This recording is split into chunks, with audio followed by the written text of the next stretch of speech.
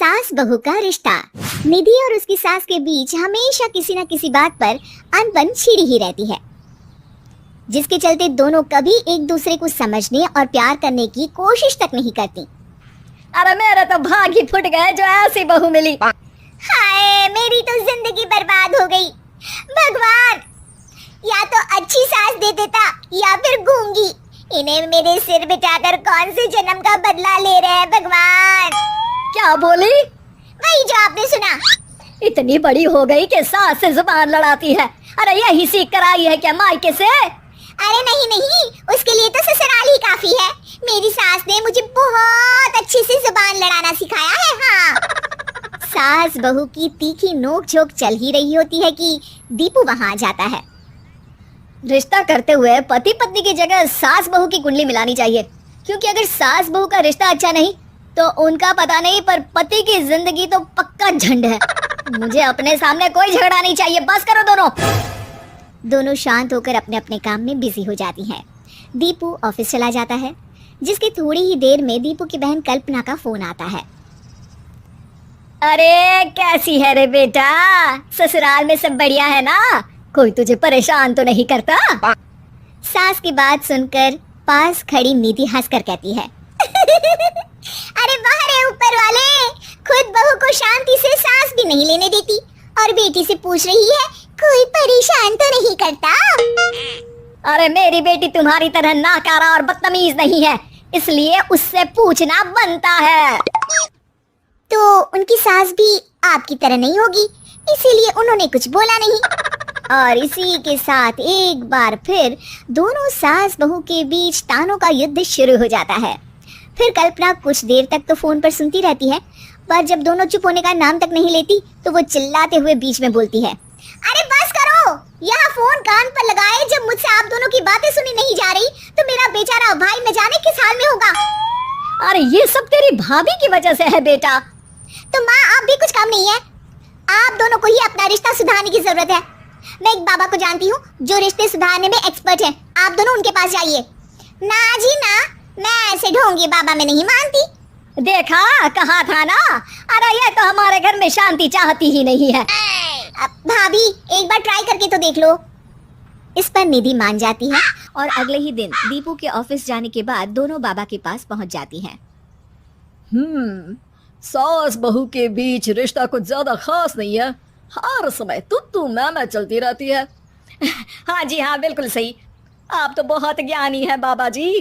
तो पाओ सुनो, बहू को साफ और सच्चे मन के साथ सास को 12 लाल और 12 हरी चूड़ियां भेंट करनी है। मतभेद अपने आप कम हो जाएंगे। बाबा का उपाय सुन अगले दिन निधि सास को चूड़ियां भेंट कर देती है, लेकिन इससे भी उन दोनों के बीच कुछ सही नहीं होता। अरे पक्का इसने ही किलस कर चूड़ियां दी होंगी, तभी कुछ नहीं हुआ। दोनों दोबारा बाबा के पास जाती हैं। कुछ नहीं होता। तो दूसरा उपाय सुनो।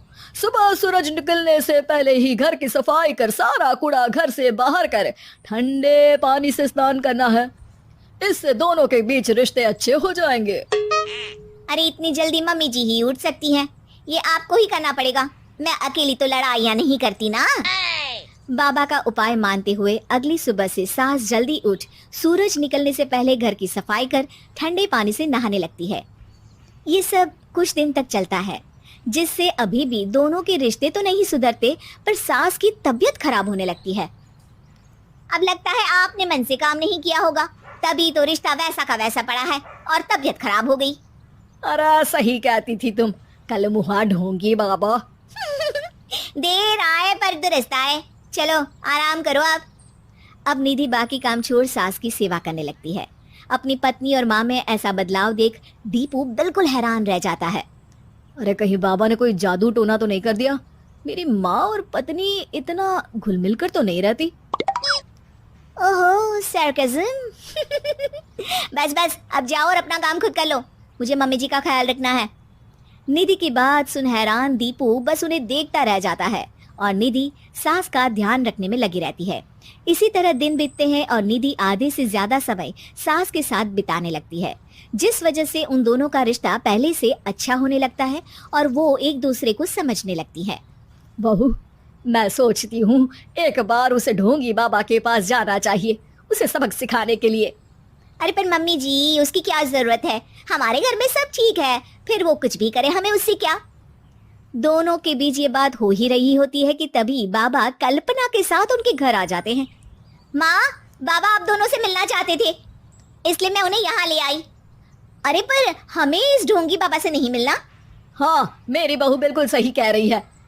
जो कुछ समय पहले एक दूसरे को मारने को चलती थी, आज एक ही लय में बात कर रही है।